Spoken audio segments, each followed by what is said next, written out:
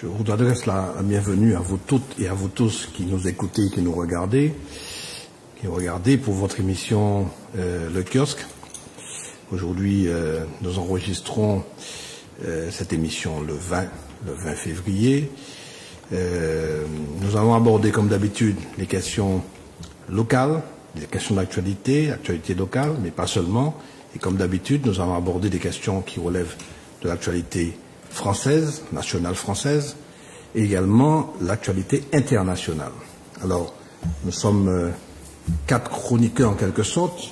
Je me compte puisque je suis à l'animation certes de cette émission, mais évidemment, je vous donnerai quelques éléments concernant mon point de vue sur les questions que nous allons aborder. Michel, bonjour. Mais bonjour à toutes et à tous.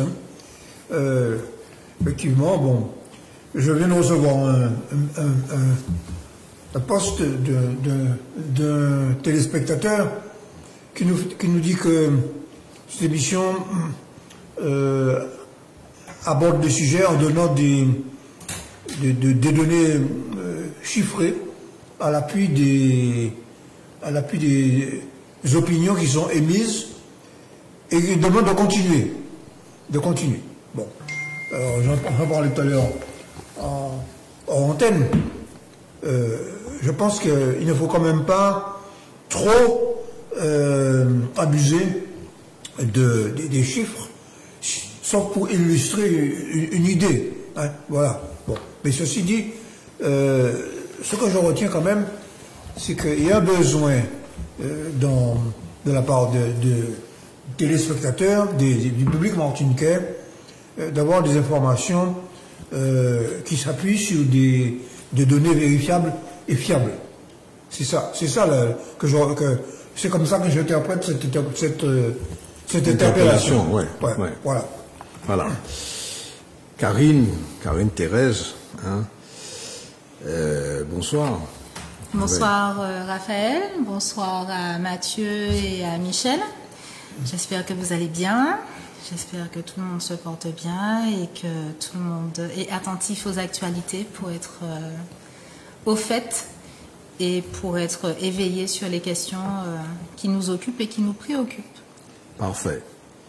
Notre dernier chroniqueur, Mathieu Cordémy. Bonsoir Raphaël, bonsoir Karine, bonsoir Michel et bien sûr bonsoir à l'ensemble des téléspectatrices et téléspectateurs. C'est vrai qu'on a une actualité riche cette semaine comme toutes les semaines et il y a aussi par exemple un moment important pour notre pays aujourd'hui, c'est l'intégration de la Martinique au CARICOM. C'est quelque chose de très important. Rappelons que le CARICOM c'est 20 millions d'habitants, même si on n'a que 1,7% de nos échanges avec eux. Donc, ce qui fait qu'il y a un véritable potentiel pour notre pays, pour le développement des jeunes, et pour nos économies, pour l'ensemble de nos entreprises. Et c'est un mouvement, quelque chose de très important qui a commencé en 2012, voire même un peu avant, par certains de nos élus. Mais c'est un aboutissement et c'est un moment important et qu'à l'avenir, ça portera ses fruits. J'en suis sûr. Alors, c'est une démarche extrêmement importante. Évidemment, nous n'en parlons pas aujourd'hui parce que la signature s'est faite aujourd'hui. Aujourd'hui, il n'y a pas longtemps. Donc, je pense que ce sujet sera évoqué lors de la prochaine émission, celle de la semaine prochaine, bien entendu, parce que c'est extrêmement important.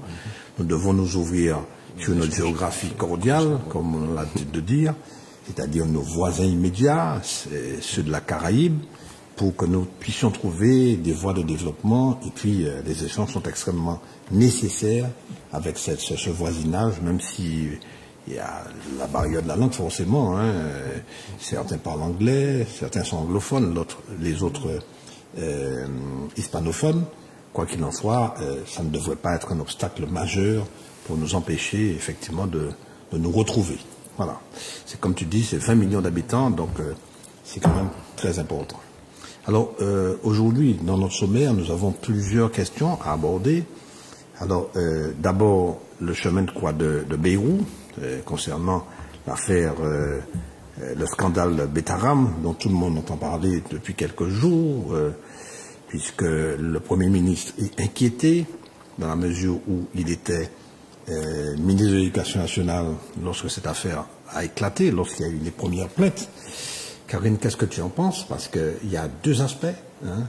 Il y a l'aspect d'un établissement scolaire catholique où on a découvert qu'il y avait des sévices, de la violence pure et de la violence sexuelle notamment. Il faut rappeler que le directeur, l'ancien directeur de cet établissement, a fait 15 jours de prison parce qu'il a été accusé de viol et qu'il s'est suicidé. Donc ça veut dire que c'est une affaire extrêmement sérieuse. Je vous laisse commenter ça. C'est un des aspects. L'autre aspect, c'est l'aspect politique, en la mesure où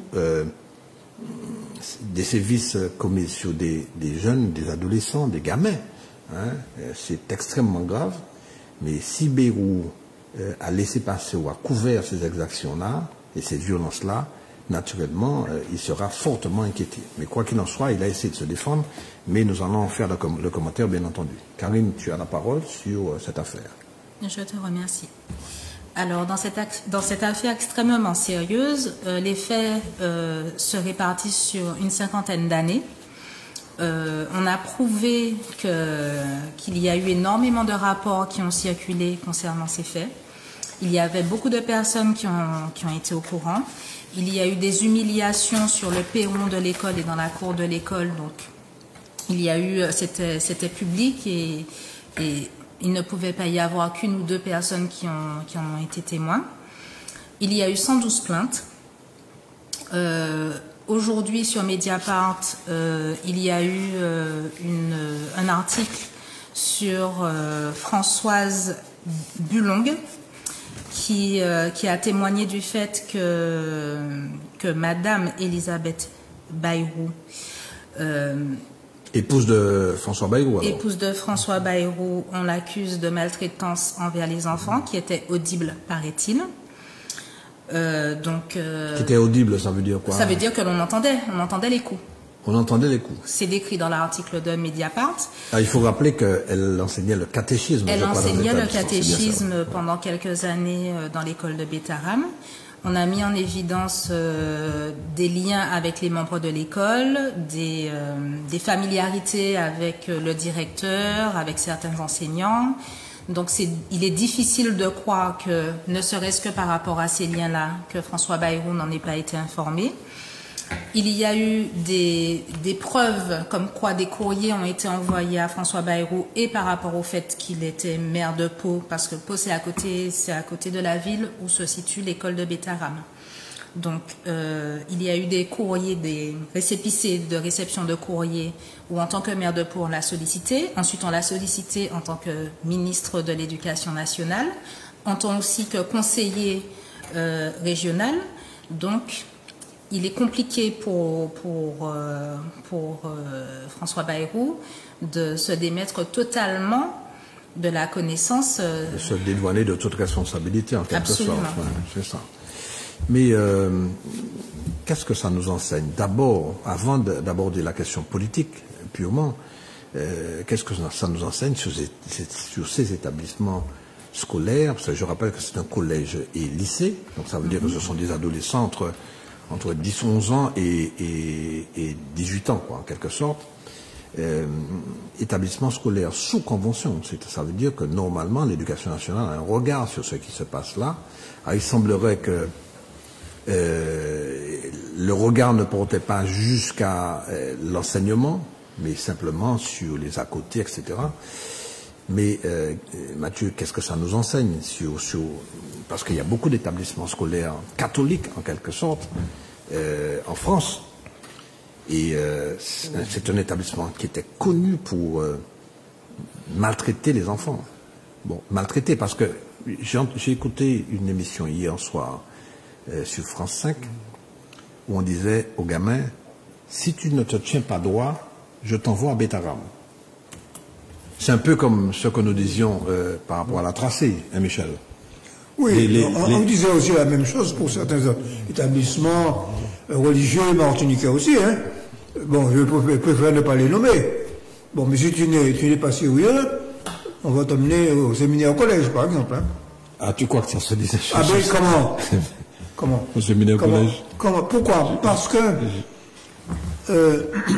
ces établissements, en dehors de l'aspect maltraitance, ces établissements avaient la réputation d'avoir une discipline extrêmement rigoureuse.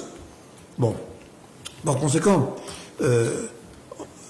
certains parents pouvaient croire que la limite entre une discipline rigoureuse et la pratique de maltraitance, de violence, notamment sexuelle, à l'égard des adolescents, c'est pas toujours évident.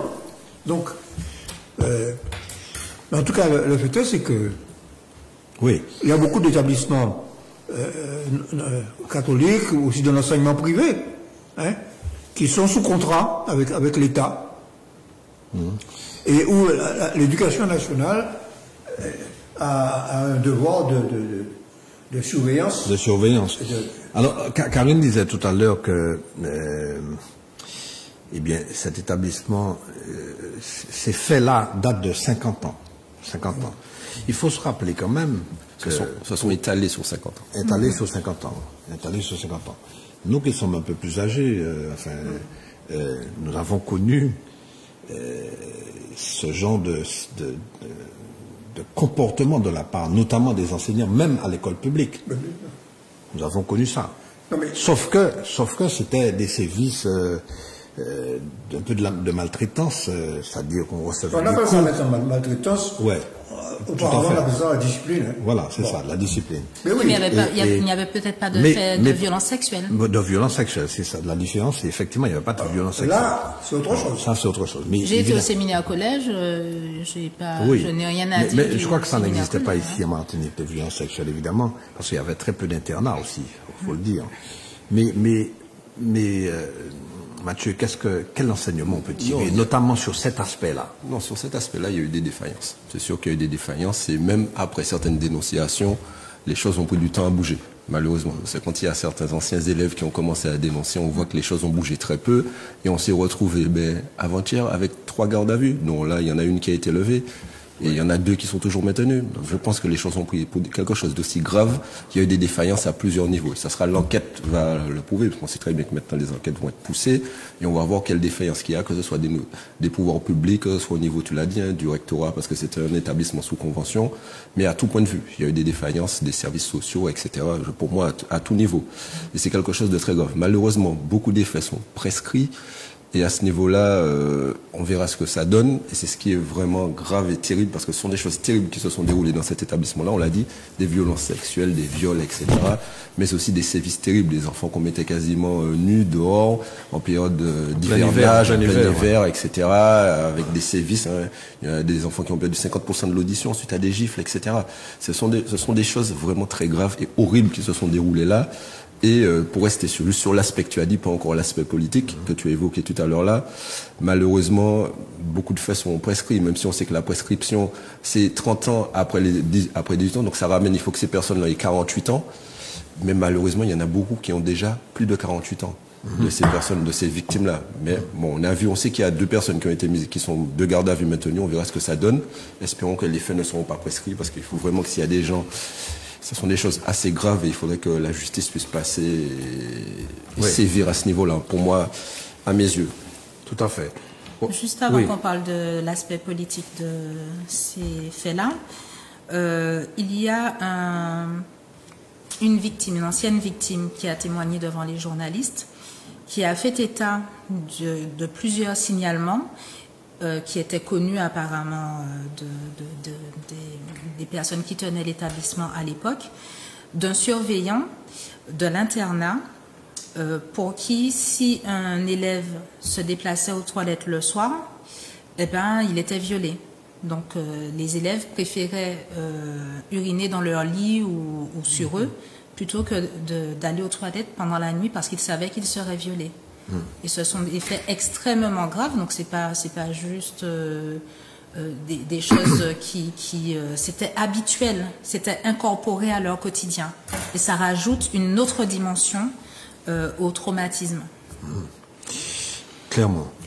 Alors Bayrou est inquiété. Le Premier ministre a été interpellé par les parlementaires, notamment les députés, sur cette affaire-là, parce qu'il était... lors de la première plainte qui a été déposée, il était ministre de l'Éducation nationale. Et il a été ministre de l'Éducation nationale entre 93 et 97. Alors, bien sûr, il se défend en disant, et je crois que c'est un peu ça le problème, parce qu'on peut imaginer qu'un ministre ne soit pas au courant de tout. Sauf que lui se défend en disant oui, mais je n'étais pas le seul, enfin je ne savais pas, il y a d'autres qui savaient. Michel. Bon, moi, alors, je te donne... Et il attaque le Parti Socialiste en particulier. Mon point de vue, c'est que je suis extrêmement circonspect sur ce type d'attaque. Je préfère m'attaquer à Beyrouth sur son orientation idéologique et politique que de savoir s'il était au courant ou pas. Bon, d'ailleurs, il a riposté, il a mis en cause des ministres de l'Éducation nationale socialistes. Il est remonté jusqu'à Allègre, qui est mort récemment d'ailleurs. Celui qui avait qualifié l'éducation nationale de mammouth. Bon. Oui, en disant il faut dégraisser le mammouth. Dégraisser le mammouth. Bon, il y a Allègre, il y a Elisabeth Guigou, il y a Ségolène Royal. Bon. Donc, l'Assemblée nationale a voté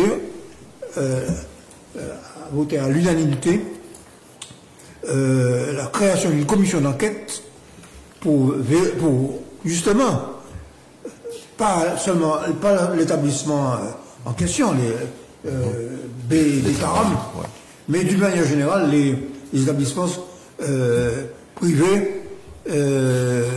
Donc, voilà. Bon. Donc, moi, je crois qu'il faut attendre. Alors, cette enquête, bien sûr, la commission d'enquête va s'intéresser à Betaram, hein. Bon.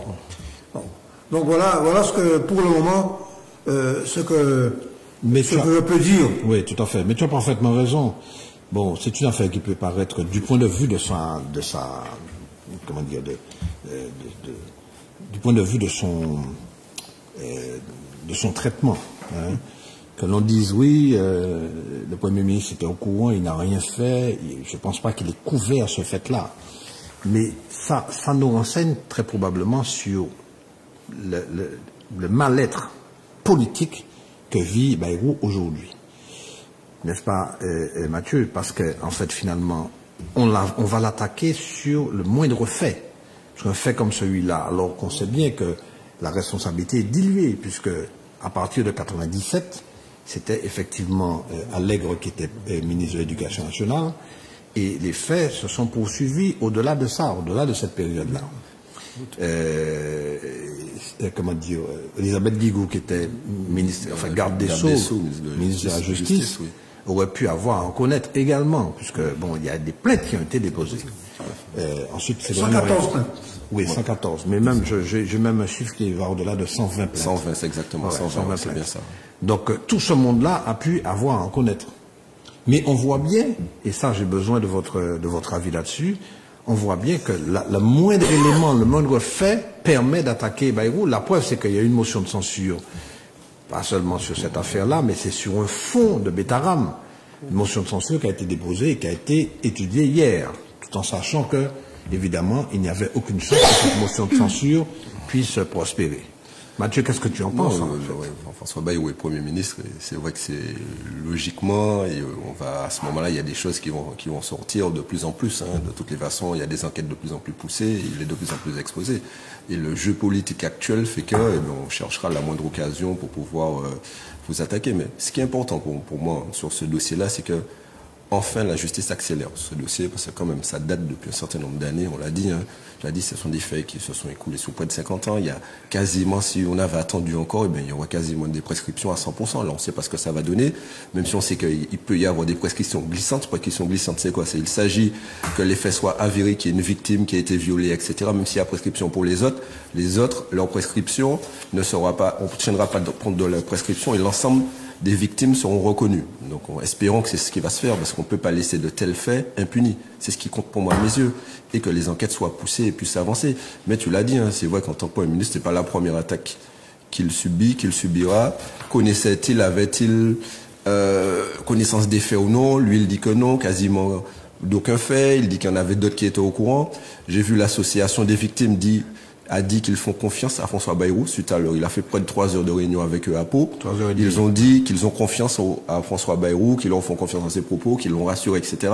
Si bien que même certains d'entre eux qui au début n'ont pas voulu faire de photos avec lui, à la sortie de leur réunion, ont fait des photos à ses côtés. Donc voilà, moi j'étais pas là, je sais pas qu'est-ce qui s'est dit exactement. On a quelques brides d'informations, donc j'attends que la justice fasse son travail et puisse nous éclairer dessus. C'est ça. Avec des enquêtes poussées. Attends, je vais interroger Karine. Karine, penses-tu que ce soit l'objet, que ça puisse faire l'objet d'un scandale d'État? Pour moi, c'est absolument, tous les indicateurs sont au rouge dans un scandale d'État. Les faits que j'ai signalés concernant Elisabeth Bayrou datent de 94 à 96. Autrement dit, il était ministre de l'Éducation nationale. Les signalements existent. Il a été prouvé qu'il y a eu des documents, des rapports qui ont circulé. En tant que ministre de l'Éducation nationale, il en va de sa responsabilité, d'autant plus qu'il y a une proximité géographique et humaine, puisqu'il avait des relations parmi les membres de cette école. Il avait des enfants à et ses enfants étaient scolarisés à Beta-Haram, d'autant plus. Donc, et puis il est de là, la région. Tout à fait. Pau, c'est la ville d'à côté. Mais oui, parce que Pau, cet établissement se trouve aux environs de Pau, non seulement de Pau, mais de Lourdes et de Tarbes. Donc on est vraiment dans le sud-ouest de la France. La Vierge Marie était là. Exactement. Donc c'est vraiment sa région, parce qu'aujourd'hui il est maire de Pau, mais il a été conseiller régional. Oui, il a été général président du conseil général. Donc en fait, la concomitance de tout ça, ce n'est pas une preuve directe. Oui. Ouais. C'est pas parce que je m'explique. Il y a eu Tu permets. Mais j'avais pas. Ce n'est pas parce que le type était conseiller régional dans la région où se trouve l'établissement que nécessairement il est prouvé qu'il était au courant et deuxièmement qu'étant au courant il n'a rien fait. Il donne un norme. Il dit voilà. Bon, j'ai mes enfants qui étaient à cet établissement. Est-ce que vous croyez que si j'étais au courant qu'il y avait des violences sexuelles, que j'aurais laissé mes enfants dans cet établissement? C'est ça. Bon. Sauf que les journalistes ont mis en évidence. En conséquence, moi je crois qu'il faut laisser agir la justice. Il y a d'une part des enquêtes pour instruire les plaintes. Enfin, peut-être un peu tard. Et puis il y a l'enquête parlementaire sur les établissements scolaires du privé. Bon. Donc moi je crois qu'il faut... et puis alors, tu permets que je fasse une réflexion... Je t'en prie. Personnelle. La décrépitude de la politique française s'illustre ça. Au lieu de s'occuper de la crise des travailleurs, des licenciements, de la situation dont on a parlé en Ukraine, etc., les politiciens français cessent de se défausser sur des sujets de ce genre. Moi, je trouve ça lamentable. Alors, Karine, je n'avais pas terminé, oui, bien sûr. J'avais terminé. Premièrement, des faisceaux non négligeables de preuves qui s'étalent sur 50 ans ont été mis en évidence, où on prouve on prouve qu'en tant que maire de Pau, il a été sollicité, on lui a envoyé des courriers et des rapports. En tant que conseiller général, ça a été fait également. En tant que ministre, ça a été fait également. Donc on ne saurait ignorer qu'au moins la démarche a été faite de lui envoyer un certain nombre de choses qui apparemment lui seraient parvenues. Je n'étais pas là non plus, hein, je précise. Mais au regard du nombre très important de preuves qui le concernent, on n'a pas dit qu'il y a de fortes chances qu'il ne soit pas au courant. Il y a aussi des familles qui ont témoigné. Il y a des victimes qui ont témoigné en disant que il est certain que François Bayrou était au courant parce qu'ils ont fait la démarche, parce qu'ils ont demandé des entretiens, parce qu'il y a eu des coups de fil de passé, etc. Et puis on nous dit non mais il faut laisser la justice faire son travail. Oui, il faut laisser la justice faire son travail bien sûr, mais il faut aussi que les gens qui étaient au courant et qui avaient un devoir de protection, de sécurité envers ces enfants-là puissent assumer leurs responsabilités. Et puis, pour revenir à ce que tu viens de dire, Michel, que j'ai trouvé extrêmement choquant, pardonne-moi, il y a etc. d'urgence en France par rapport à toute la crise institutionnelle que l'on traverse. Mais le mal-être et le traumatisme que ces enfants-là ont traversé pendant toute leur période de construction et entraîné jusqu'à leur âge adulte et peut-être même jusqu'à l'heure d'aujourd'hui, c'est une urgence absolue également. Mais je n'ai pas dit le contraire. Ah. Parce que je ne souhaite à personne. Je l'ai dit de manière lapidaire en disant qu'il faut que la justice aille au bout de ces enquêtes. Et que les gens qui ont failli rendent compte et soient sanctionnés. Bon, par conséquent, il n'est pas du tout question d'absoudre les faits délictueux, les maltraitances, les agressions sexuelles, etc., qui ont subi ces personnes. Mais c'est au fur et à mesure que l'affaire avance qu'il y a des gens qui... Bon, il y avait... D'ailleurs, j'ai entendu un témoin dire qu'il y avait une espèce d'omerta. C'est-à-dire qu'il y a, dans le même établissement scolaire, il y avait des gens qui étaient victimes d'agressions sexuelles qui n'étaient pas au courant. Et ils n'étaient pas au courant. Bon, autrement dit, on ne parlait pas. Mais ça ne me surprend pas. Ça ne me surprend pas. Je m'excuse. Je vais aller dans le fond du problème. Ça ne me surprend pas quand dans un établissement religieux... Ou pas. Ah ben oui. Ou pas. Ça existe dans les établissements publics aussi. Dans un établissement religieux, on arrive à imposer une espèce de non-parole. Ok? Bon. Donc c'est ça, et c'est ça que l'enquête. C'est ça que l'enquête doit mettre à jour. Quel est le mécanisme, le système qui est mis en place à l'intérieur de ce type d'établissement. Ok? Mais tu te contredis, mon cher Michel. Tu viens de dire que c'était de notoriété publique et qu'on faisait même référence dans des blagues à je ne me contredis pas. Je ne me contredis pas. Je ne me contredis pas. Je précise ma pensée. Mais c'était de notoriété. Tu me fais dire ce que je n'ai pas dit. C'est comme si je critique. C'est comme si je critique ceux qui parlent de la vie chère, que je dis qu'il y a d'autres facteurs de vie chère que ceux qu'on a dénoncés. On me dit que je défends les capitalistes. Mais non. Il y a un capitaliste qui s'appelle CMA-CGM, qui est la deuxième puissance du monde et qui joue un rôle dans le prix dans la vie chère. Par conséquent, il ne faut pas faire de l'amalgame. Ça s'appelle de l'amalgame. Bien, alors, vous savez que cette fameuse motion de censure qui a été discutée hier, et sur ce fond, justement, du problème de Notre-Dame de Betaram. Qu'est-ce qui est reproché à Bayrou? Je rappelle que c'est une motion de censure qui a été déposée par le Parti socialiste. Et il rappelait aussi que le Parti socialiste n'avait pas voté la précédente motion de censure qui avait été déposée par LFI. Bien. Alors, on peut se poser la question de savoir si c'est deux poids, deux mesures, qu'est-ce qui se passe. Et qu'est-ce qui a choqué le Parti socialiste au point de déposer une motion de censure, Michel? Non, la motion de censure a été déposée pour des raisons dire que M. Bayrou s'est rapproché idéologiquement du Rassemblement national. Et notamment pour ce propos sur le sentiment de submersion migratoire. Le sentiment de submersion migratoire, et que par conséquent, sur le plan moral, c'est une motion de censure sur le plan moral, que Bayrou se rapprochait du Rassemblement national. Bon, elle a recueilli 126 voix, alors qu'il en faut 281. Non, 181 voix. 181 voix. Bon.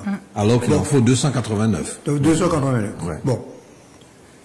Mais c'était couru d'avance, n'est-ce pas, Michel? Parce qu'on savait très bien que si le Rassemblement national ne votait pas, et de toute façon, le groupe du milieu, le groupe du centre, représenté par les macronistes et les LR non RN, sinon Ciotti n'aurait pas voté cette motion de censure. Donc les choses étaient courées d'avance, bien entendu. Ce qu'il faut noter, c'est que l'opinion publique, sur ces questions-là, évolue. Il y a à peu près un mois et demi, 2 mois, l'opinion publique avait soutenu la motion de censure sur Barnier. Aujourd'hui, l'opinion publique a évolué en France et veut une certaine stabilité dans la gestion des affaires de l'État. Donc, c'est ce que je note, et les différents groupes du Parlement jouent chacun sa carte. Alors, le Parti socialiste joue sa carte, la France insoumise joue la sienne, le Rassemblement national joue le sien, mais la question qui est posée,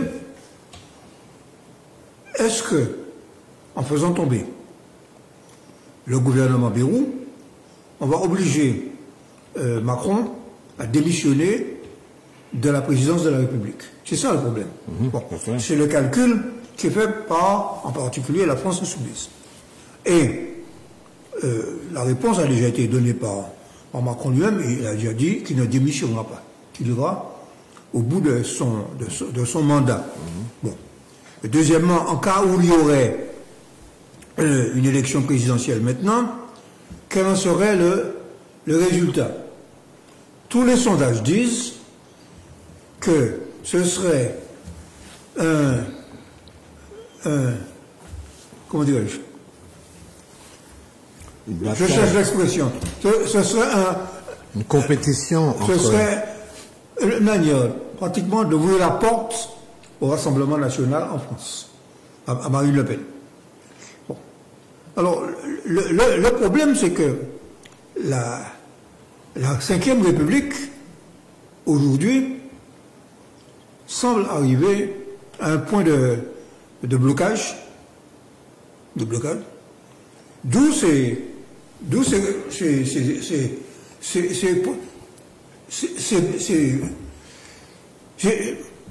excusez-moi, ces batailles politiciennes lilliputiennes. Alors, la motion censure du Parti socialiste, je vous lis ce qu'il en est, estime que le gouvernement cède aux passions tristes de l'extrême droite. Exact. En offrant des victoires culturelles au Rassemblement national. Voilà. Comment peut-on expliquer ça, mon cher Mathieu?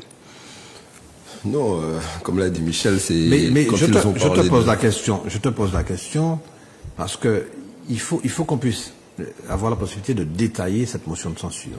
Quel est le reproche exact? Je citais cette phrase, enfin, en fait, c'est 2 phrases, hein. Je les ai citées, passion triste de l'extrême droite et victoire culturelle au Rassemblement national. Exact. Oui. Qu'est-ce que ça recouvre? Non, pour si eux, tu peux nous le dire. Non, pour eux, ça recouvre, et cette motion est partie du fait qu'il a utilisé le terme submersion migratoire, de sentiment. Je me rappelle parce que c'est important. Il a dit sentiment de submersion migratoire. Et d'ailleurs, près de 70% des Français, dans un sondage, ont approuvé ce terme. Et chez les électeurs socialistes, 64% des électeurs socialistes approuvent ce terme. Donc ça démontre, et d'ailleurs François Bayrou, on a profité pour les rappeler à leur turpitude et à leur dire aussi que vous êtes en train de préparer votre congrès qui arrive, donc c'est simplement pour satisfaire votre congrès, donc vous déposez une motion que vous savez, une motion de censure que vous savez qu'elle ne va pas aboutir. Donc, et ils estiment que le gouvernement fait allégeance à l'extrême droite depuis combien de temps? Depuis pas mal de temps, et c'est ce qu'ils ont voulu marquer, en gros marquer le coup. Mais ils savaient que la motion n'allait pas aboutir, et d'ailleurs ça a fait un peu tout le monde ironiser. Et quand François Bayrou a commencé à s'exprimer, ils se sont d'ailleurs levés, quasiment la majorité d'entre eux se sont levés, ils sont partis. Donc ils sont pas restés dans l'hémicycle. Donc ce qui fait que, honnêtement, rappelons quand même qu'il y a sur 68 millions, plus de 68 millions d'habitants en France, il y a 5,6 millions d'étrangers. Donc, ce qui représente 8%. Donc, est-ce que 8% c'est une submersion migratoire? Non. Quand on utilise le terme sentiment de submersion migratoire, en tout cas, c'est ce que ressentent les Français en France. Et d'ailleurs, tous les sondages le prouvent. Donc voilà, et même ici, des fois, quand on entend certains discours ici dans notre territoire, on a de quoi se poser des questions. Et quand on voit les scores du Rassemblement national sur notre territoire, il y a de quoi être très inquiet, en tout cas à ce niveau-là aussi. Oui. Alors Karine, est-ce que tu peux nous dire exactement le contenu de cette motion de censure? Enfin, je t'interroge, mais évidemment, il y a des éléments qui sont importants.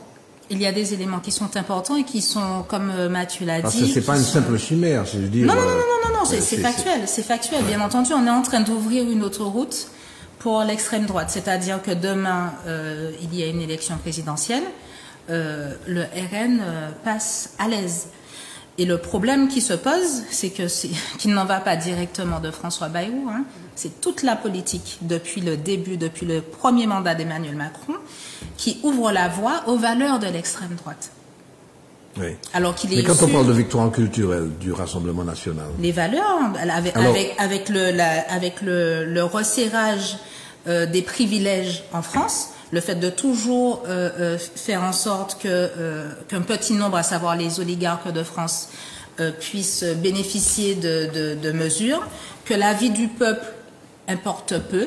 J'en veux pour preuve tout ce qui s'est passé avec les Gilets jaunes, l'expression démocratique au vote des législatives, par exemple, l'expression aussi du peuple au travers des manifestations contre la réforme des retraites, par exemple. Mais des exemples, il y en a encore bien d'autres. Donc, au regard de sa manière de gouverner, au regard de ses priorités en tant que président de la République, eh ben, la concentration des pouvoirs et des privilèges montre qu'il s'oriente de plus en plus vers une droite extrême. Et il ouvre la porte à une autoroute pour l'extrême droite en France.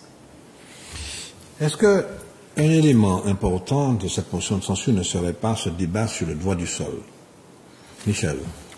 Parce que le débat sur le droit du sol traverse le gouvernement. En gros, Manuel Valls, par exemple, qui est ministre de l'Outre-mer, a dit qu'il n'est pas tout à fait d'accord avec l'abrogation du droit du sol. Bon. Mais néanmoins, c'est la position du RN. Bon. C'est-à-dire que, il faut rappeler ce que c'est, le droit du sol. C'est ce que j'allais dire. Bon. Ce qu'on ne veut pas, c'est que quand tu es né en France, quand tu es automatiquement français parce que tu es né en France. Ok? Bon. Donc. Qu'il faut opposer au droit du sang. On essaie de poser des barrières, des conditions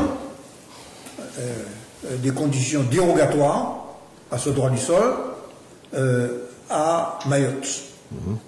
Mayotte. Qui serait une sorte de laboratoire. Et Valls dit que Mayotte est dans une situation particulière par rapport à d'autres territoires. Bon.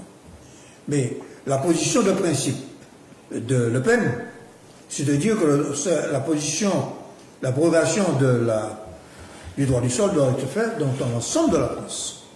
Bon. Par conséquent, il y a les propos de M. Retailleau qui reprend un peu plus ou moins simplement les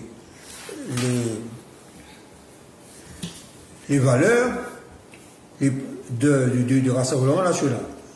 Donc, et on peut même dire que, d'une certaine manière, il y a une proximité de certains propos de Retailleau avec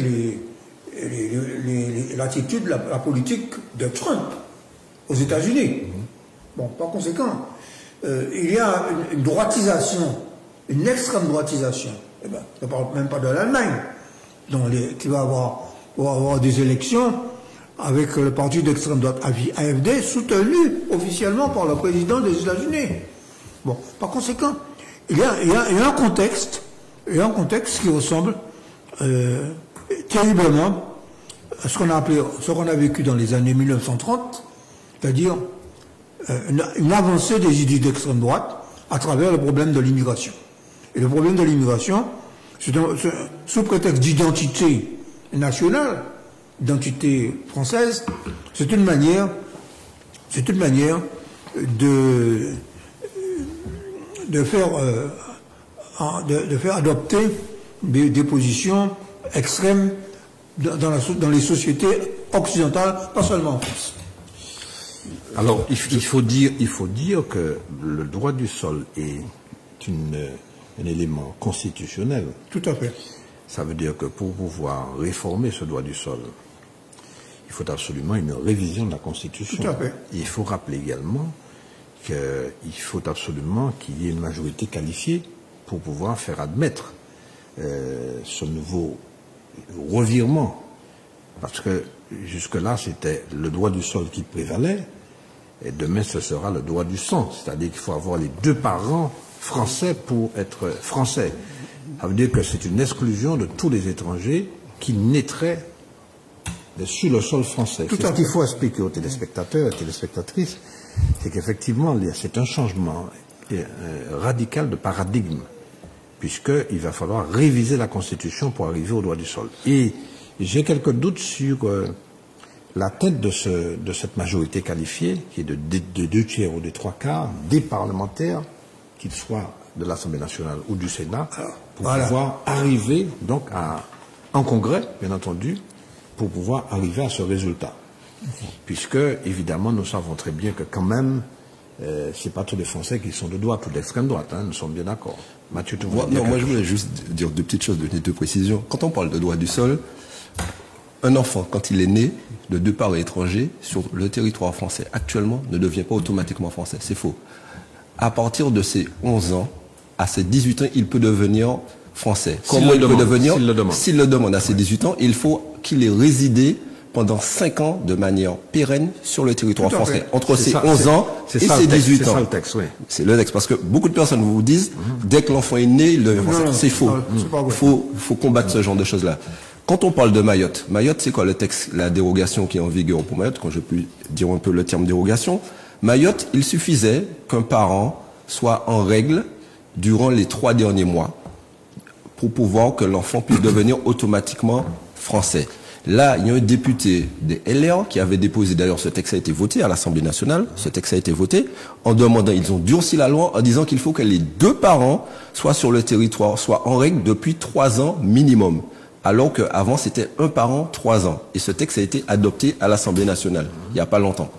C'est ces 2 précisions-là que je voulais apporter qui sont très importantes. Des précisions de taille, absolument. Karine.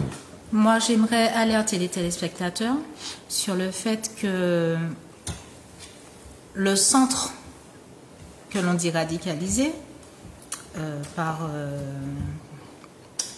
François Bayrou, mais aussi d'autres, instrumentalisent la situation de Mayotte honteusement pour répandre leurs idées sur l'immigration en France. Mayotte est un territoire extrêmement endommagé par les négligences du milieu décisionnel de Paris. Ils ont une position géographique, on l'a déjà vu dans d'autres émissions que j'invite les téléspectateurs à consulter, à revoir.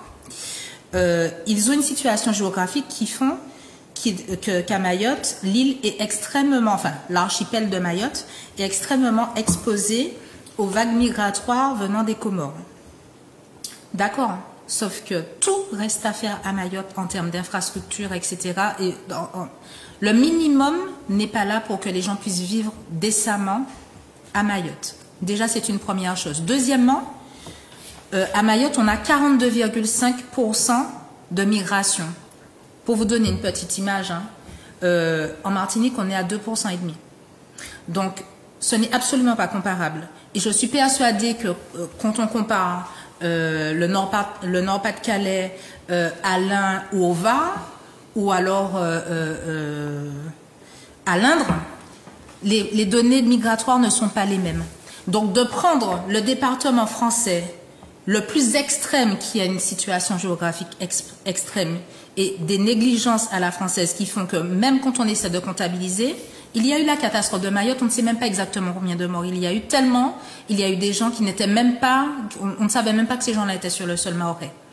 Donc, est-ce que ça veut dire que tu valides le nouveau dispositif voté à l'Assemblée nationale consistant à réguler l'immigration à Mayotte, compte tenu de ce que tu viens de dire, c'est-à-dire un nombre important de migrants venant des Comores, notamment. Oui, la régulation est absolument nécessaire. On est obligé de la conditionner parce que les Mahorais en premier n'arrivent même pas à avoir... Enfin, avant la vague migratoire, ils n'avaient même pas le minimum qu'il fallait.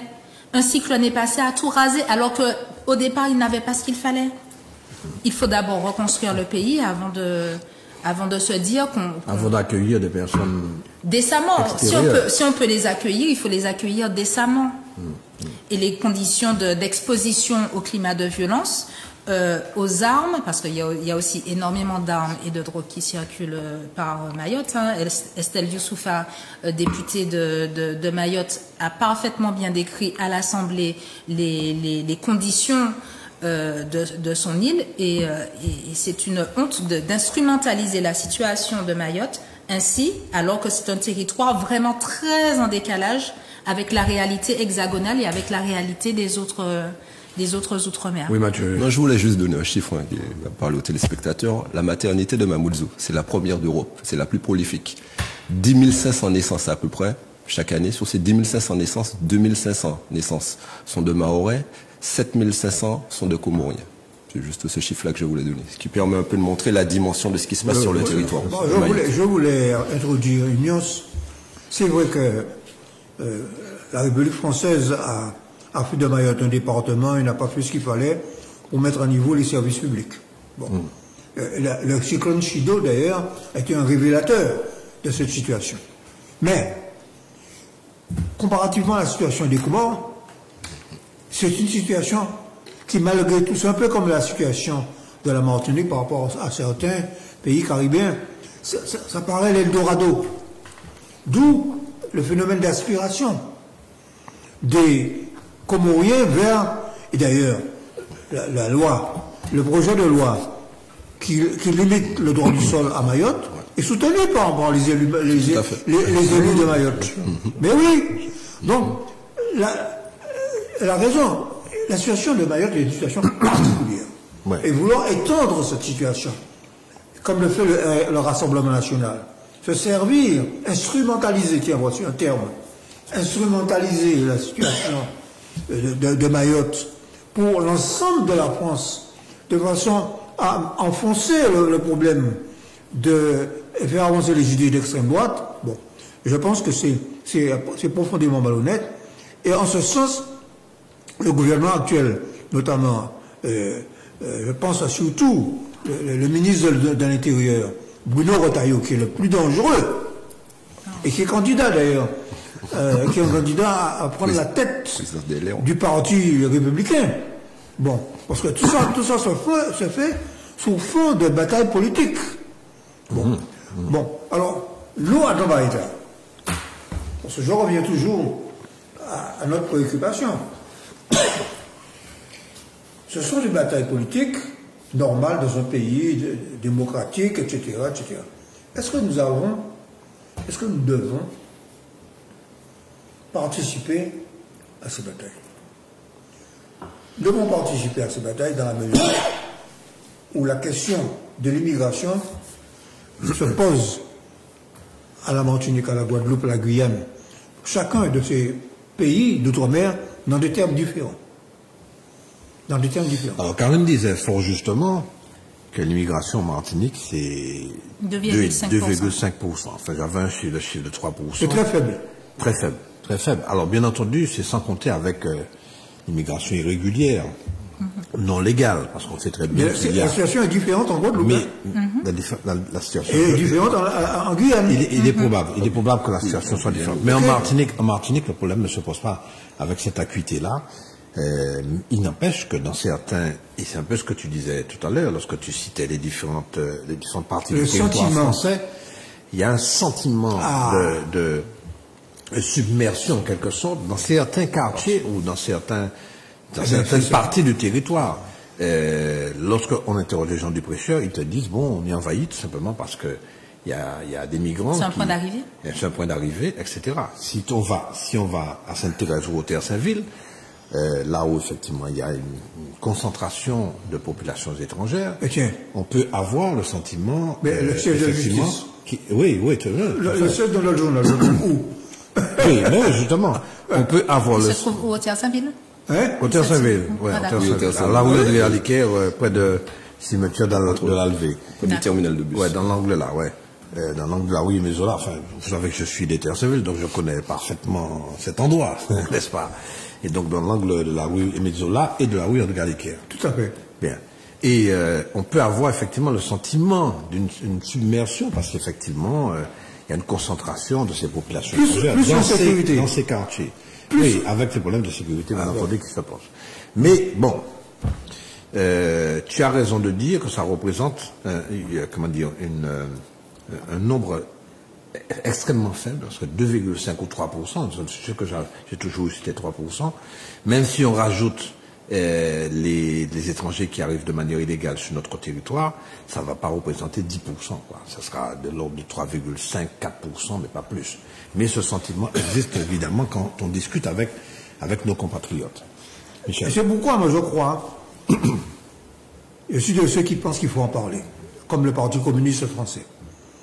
Ce n'est pas en mettant le couvercle sur la marmite que l'on va empêcher le Rassemblement national de progresser. Il faut que la gauche, les forces démocratiques en Martinique abordent la question de l'immigration. Il faut se positionner. Il faut se positionner sur cette question à partir, bien sûr, des idéaux de gauche. Bon, je suis dans un parti qui, jusqu'à présent, pratique ce qu'on appelle l'internationalisme prolétarien. Des trotskistes. Bon.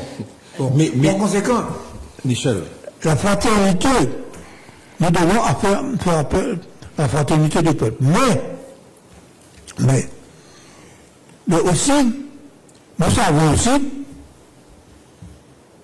et ça date de plus de 50 ans, le patronat martiniquais a toujours utilisé l'immigration comme un moyen de peser sur les salaires des travailleurs martiniquais. Est-ce que véritablement nous n'avons pas en fait le même problème qu'en France? C'est un problème d'intégration des populations étrangères. Et est-ce que c'est pas là le vrai problème? Je le dis parce que ce sont des situations que je vis personnellement, parce que je vous dis que je suis de ce quartier des Terre-Saint-Ville. Et lorsqu'on voit comment les maisons abandonnées sont squattées par des populations étrangères, on sent bien qu'il y a un problème d'accueil de ces populations étrangères. Tout à fait. Je disais ici, il y a quelque temps, nous avons recensé au Terre-Saint-Ville 2000 logements. Sur les 2000 logements, il y a 500 logements vacants, vétustes, qui sont autant de possibilités de squat, et qui sont des squats, de manière générale. Alors, je ne dis pas qu'il y en a 500, mais il y a une bonne partie, effectivement, de ces logements, ces maisons, qui accueillent de manière illégale des personnes qui sont en grande difficulté et qui sont, de manière générale, des populations étrangères. Bon. Alors Mathieu, sur le sujet, je voulais dire deux choses. Ici, je suis d'accord avec Michel, on devra ouvrir ce débat-là pour une raison très simple. On a une population qui vieillit, qui diminue, notre démographie ne cesse de reculer. On est le territoire français, on a le plus de personnes de plus de 60 ans. Et ce sont les choses ne vont pas s'arranger. D'ailleurs, les politiques publiques sont obligées de s'adapter. Une population qui vieillit, c'est une population qui ne consomme pas, un territoire qui se développe de moins en moins. Donc, il faudra ouvrir le débat. À quel niveau d'immigration qu'on s'ouvre pas, mais il faut ouvrir le débat dans le territoire. Il faut en parler. Et c'est vrai que des fois, Michel l'a pas dit, mais souvent, des fois, les gens reportent des faits de violence à des territoires, à des personnes qui viennent de la Caraïbe, de l'extérieur. On a souvent eu des faits très malheureux ici qui se sont produits avec des faits d'une extrême violence de personnes qui proviennent de certains pays de la Caraïbe. Et ça a créé une forme de xénophobie chez certains de nos compatriotes de l'étranger et de certains territoires. Quand on voit le nombre de meurtres qui a explosé, par exemple, à Sainte-Lucie, île voisine, quand on sait que beaucoup d'armes viennent aussi de ces îles voisines-là aussi, cela inquiète les personnes de notre territoire et ça crée bien sûr une sorte de sentiment d'autarcie et ça donne pas envie de s'ouvrir. Mais il faudra ouvrir ce débat-là. Mais je veux rappeler aussi au niveau national que c'est un débat au niveau national, on l'a dit, puisqu'il a dit qu'il y a Retailleau, mais il n'y a pas que Retailleau, il y a le ministre de la Justice aussi Darmanin qui en parle beaucoup. C'est un duo de choc d'ailleurs en ce moment. C'est un duo de choc à ce niveau-là, notamment sur le. Oui, c'est clair malheureusement. C'est un duo de choc. Mais l'aide médicale d'État, dans le PLF dernier budget qui a été voté à l'Assemblée nationale, a été baissée d'environ 150 millions d'euros. Rappelons cela, je tiens à le rappeler, que ça a été, et c'était le Front National demandait beaucoup plus de la supprimer totalement, d'ailleurs entièrement, mais que l'aide médicale d'État, c'est l'aide qui est apportée aux étrangers, notamment en matière de santé, etc., pour que les gens puissent comprendre, elle a été baissée de 150 millions d'euros. Ouais. Et là encore, c'est un recul par rapport à la politique qui a toujours été menée en France, effectivement, d'aider les personnes étrangères à se faire soigner. Mais ça nous permet aussi d'être protégés, parce que quand on maîtrise certaines maladies auxquelles on n'est pas conditionné localement, ça évite qu'elles ne se répandent. Tout à fait. C'est l'argument qui est avancé de manière générale pour ceux qui défendent l'aide médicale d'État. Nous sommes bien d'accord. Alors je vois que nous avons réussi à parler de la Martinique avant les sujets précis qui concernent notre localité. Alors oui, Karine, vas-y. J'ai juste une dernière chose à ajouter. En ce qui concerne le sentiment de submersion, n'oublions pas que la rhétorique est importante, que c'est la rhétorique qui conditionne, parce qu'on ouvre la fenêtre d'Overton. Alors la fenêtre d'Overton, c'est quoi?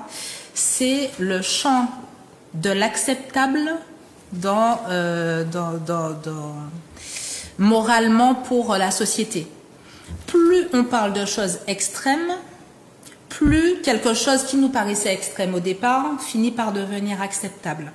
Et la rhétorique est importante, parce qu'au final, on arrive à stigmatiser des gens qui ne sont pas directement responsables de nos problématiques, parce que les véritables responsables, ça reste ceux qui décident de la configuration de notre société. C'est à eux que revient, à qu'incombe la responsabilité de tous nos problèmes institutionnels qu'ils sont censés gérer, parce que quand il faut se faire élire, ils ont toute espèce de solution miracle pour nous dire non, ça va être maîtrisé si je passe.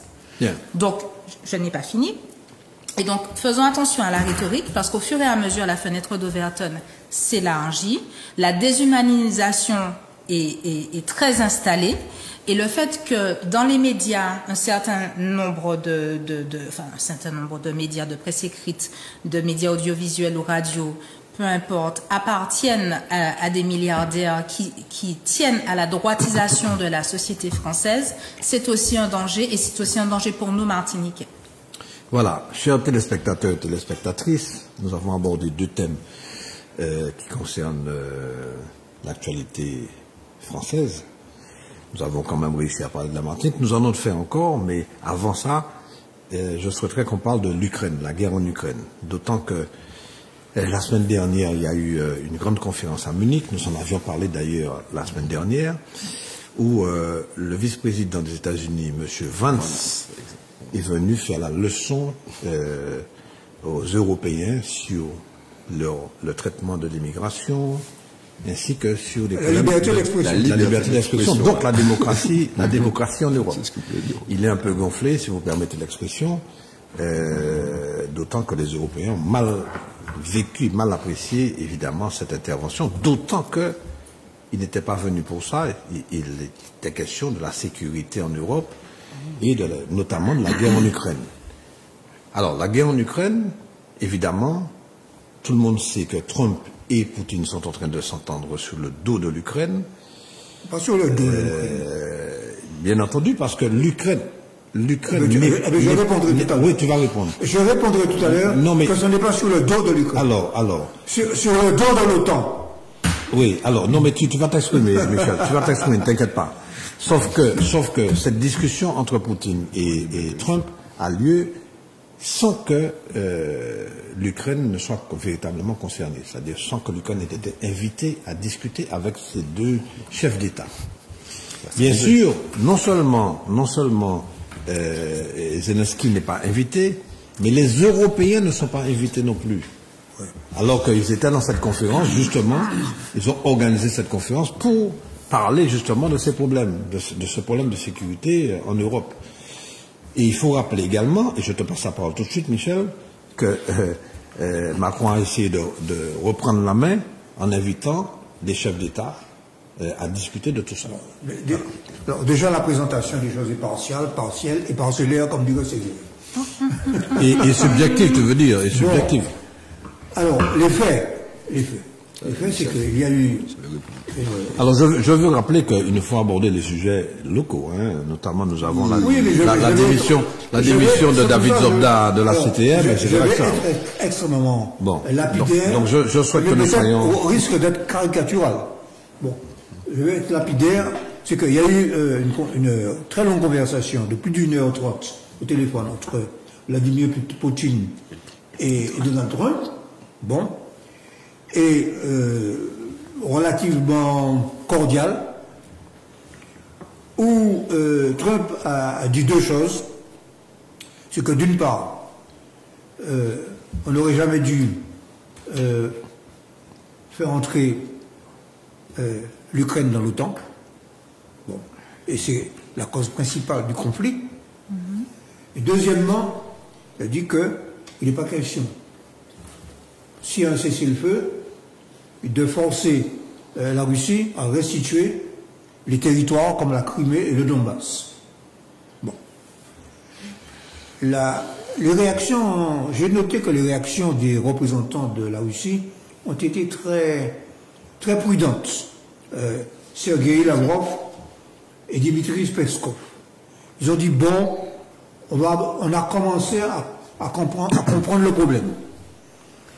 Et puis, d'autres problèmes se sont posés. Bon. C'est là que Macron a pris le taureau par les cornes. Il a convoqué une première conférence avec un nombre limité de pays pour, en gros, décider d'envoyer des troupes en Ukraine pour surveiller l'éventuel cessez-le-feu. Bon. Et malheureusement, il tombe sur un os, c'est que l'Allemagne ne veut pas. L'Allemagne ne veut pas. La Grande-Bretagne est d'accord. Bon. Et puis il a élargi 2 jours après cette conférence à d'autres pays par visioconférence, notamment en intégrant les pays de l'Est de l'Europe, ce qu'on appelle les pays baltes. Bon. Et il a enfin organisé une conférence des partis politiques français pour expliquer la situation, en disant que la Russie est une menace existentielle pour la France. C'est-à-dire que je crois entendre Mitterrand parlant des chars soviétiques à la place de la Concorde. Alors, en réalité, la situation est la suivante, c'est que, enfin, une partie des pays occidentaux sont en train d'admettre que l'erreur profonde qui a été faite, ça a été d'étendre l'OTAN jusqu'aux frontières de la Russie et de vouloir, c'est dommage qu'il n'y a pas une carte, de vouloir y annexer l'Ukraine qui a même pas 300 km de Moscou. Et les Russes ont dit non, pas question. Bon. Sans compter qu'il y a une partie, et les accords de Minsk, qui devaient donner une certaine autonomie et la reconnaissance de la langue russe aux parties de l'Ukraine qui sont russophones, n'ont pas été respectés par Zelensky. Voilà. Parce qu'il y a un des problèmes. Par conséquent, je ne sais pas comment ça va. Ils se sont rencontrés en Arabie Saoudite, etc. Il y a des éléments. Mais ce que je note, moi, c'est la réaction belliciste de l'Europe. Bon. C'est la réaction... Alors Michel, tu imagines bien que nous ne serons pas d'accord avec cette vision-là. Hein? Je pense que Mathieu va essayer peut-être de rectifier.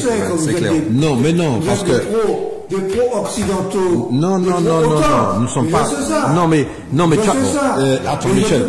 Je tiens tenu à dire les choses de manière caricaturale. Attends, Mathieu. Michel, tu as l'air de défendre la Russie. Là, je te rappelle que la Russie n'est plus communiste, la Russie est libérale. Mathieu. Non, je veux rectifier certaines petites choses, en tout cas donner mon point de vue. Chacun a son point de vue sur la situation. On a vu très clairement que le ton a changé entre les États-Unis et la Russie et entre les États-Unis et l'Ukraine. De là ce que Trump traite Zelensky de dictateur, sans élection. Sans élection. Ouais. Comment fait-il pour organiser les élections? Comment il fait-il que c'est l'Ukraine qui a engagé la guerre, ce qui est totalement faux. On sait tous qui a envahi l'Ukraine. Que ce soit le Donbass, que ce soit les autres régions d'Ukraine, on le sait tous. Donc quand on tient de tels propos, pourquoi Trump tient ces propos-là? C'est ça la réalité. Trump, vous pensez que Trump aime l'Europe? Vous pensez que Trump a envie de régler les choses en Europe? Non, la seule chose qui guide Trump, c'est l'économie. Donc qu'est-ce qu'il veut? Il veut reprendre ses affaires avec la Russie. C'est ce qu'il veut. Et notamment, n'oublions pas ce que Trump a demandé et a exigé au président Zelensky.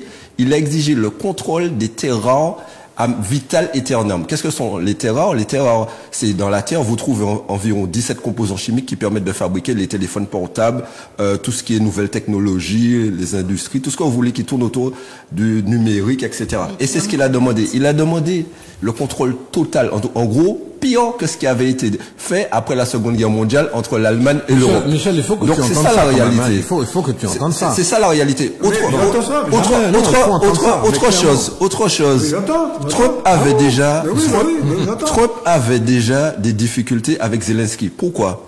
Trump avait demandé à Zelensky, juste avant les dernières élections, il avait demandé à Zelensky de faire en sorte que le fils Biden soit condamné et qu'il puisse lancer des procédures contre lui. Zelensky avait refusé à cette époque-là. Il y avait des jeux différents entre Trump et Zelensky. Je ne dis pas que c'est ça, que c'est que ça, mais j'ai donné l'une des principales raisons, c'est le contrôle des terres. Et une fois que Zelensky a dit qu'il ne veut pas signer cet accord de contrôle des terres rares et de l'exploitation de l'Ukraine à ce niveau-là, le discours de Trump a changé totalement. Et c'est à ce moment-là qu'il a commencé à dire que c'est un dictateur, etc.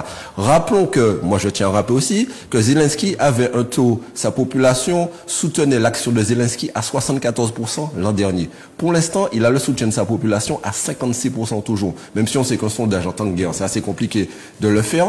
Mais pour dire que quand Trump dit qu'il est un dictateur, qu'il est soutenu à 4%, ça c'est le discours de la Russie et c'est totalement faux et c'est ce que je voulais dire et je mets les vents faux contre ça. Clairement. Il y a autre chose que Vance a dit et tu l'as dit tout à l'heure là, à rappeler, notamment vis-à-vis de l'OTAN.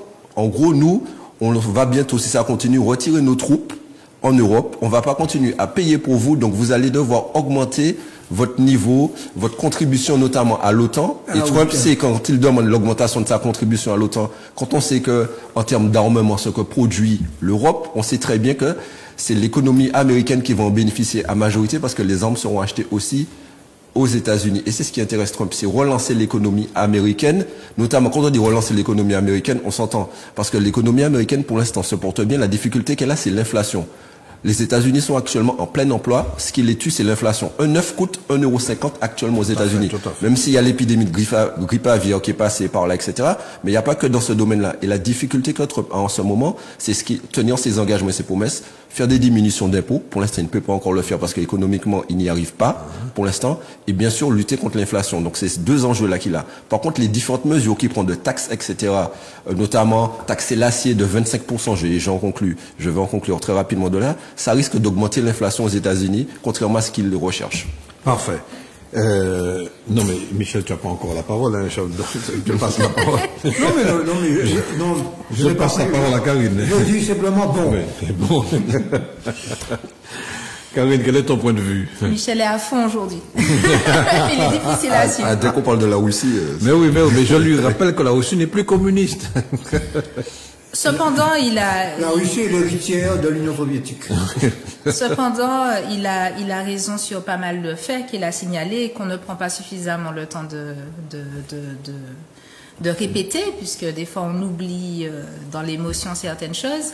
Et puis, n'oublions pas qu'il était question que les États-Unis n'arrivent pas à se rapprocher au maximum de la frontière russe. Il y a énormément de choses qui n'ont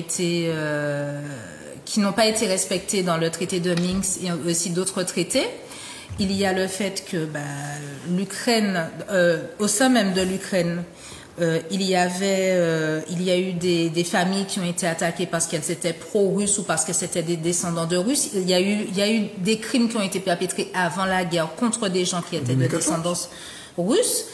Et en fait, on a présenté Zelensky comme un super-héros, un président qui est en tenue militaire en permanence, qui sacrifie son bien-être et au service de la population, contre la Russie, un grand pays contre la... Bon, on en a fait un peu trop dans les médias.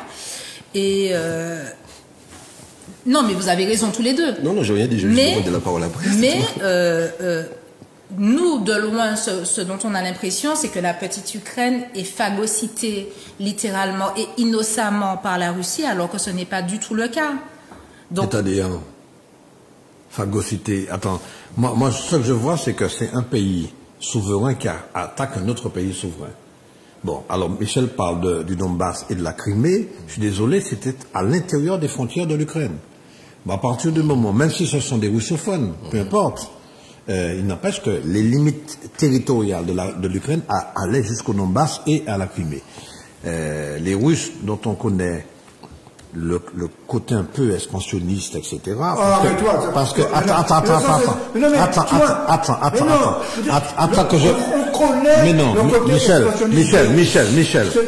la Tchétchénie... Michel, s'il te plaît. C'est de l'idéologie. Mais non, c'est pas de réactionnaire en plus. Je te rappelle que la Tchétchénie voulait, Michel, s'il te plaît, la Tchétchénie voulait son indépendance.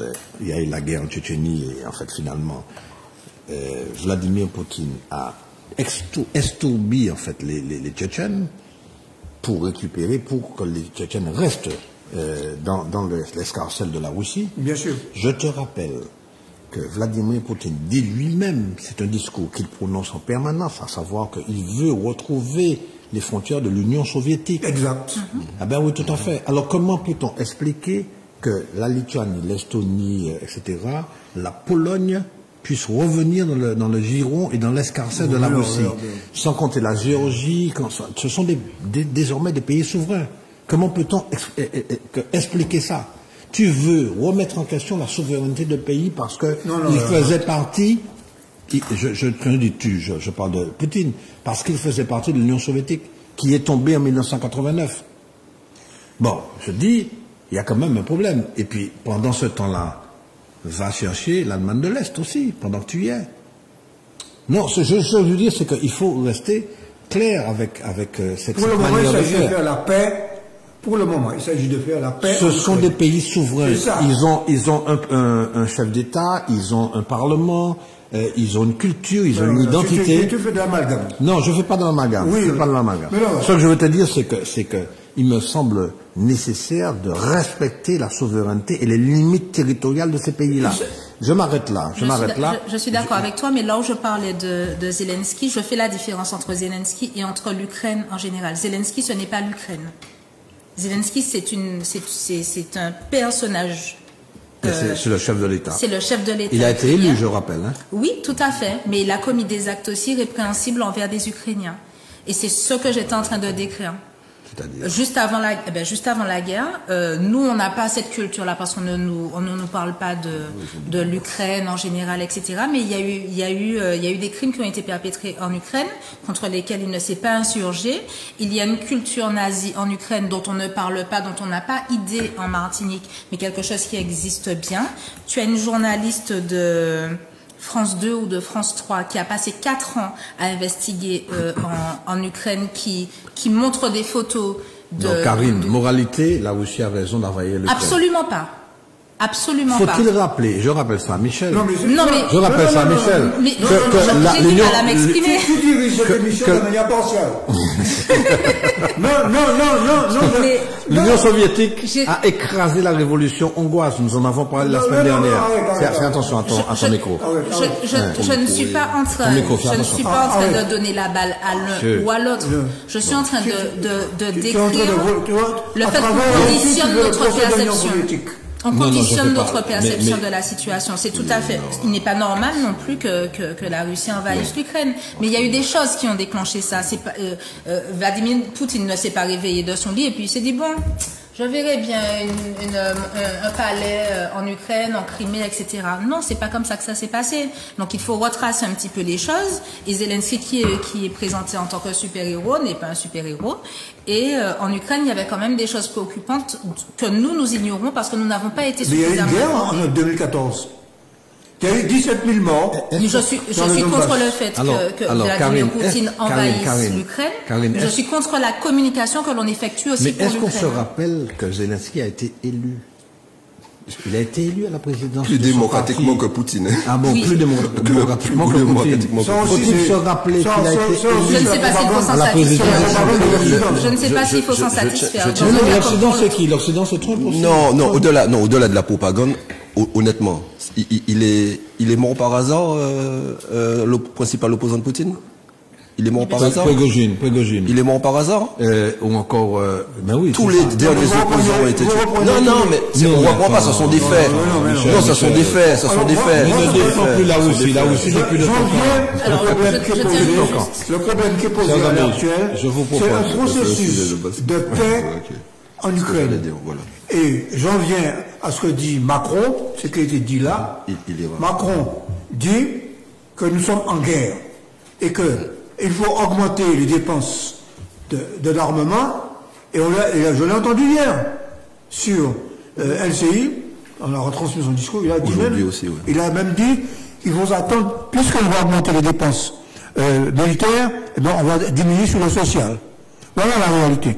Est-ce que, je pose la question aux téléspectateurs, est-ce que vous êtes prêts à envoyer vos enfants en Ukraine contre la Russie? Voilà. Alors, non, il a pas, Macron, Michel, tu travestis la réalité. Tu travestis la réalité, mais c'est ça. C'est ça que dit Macron.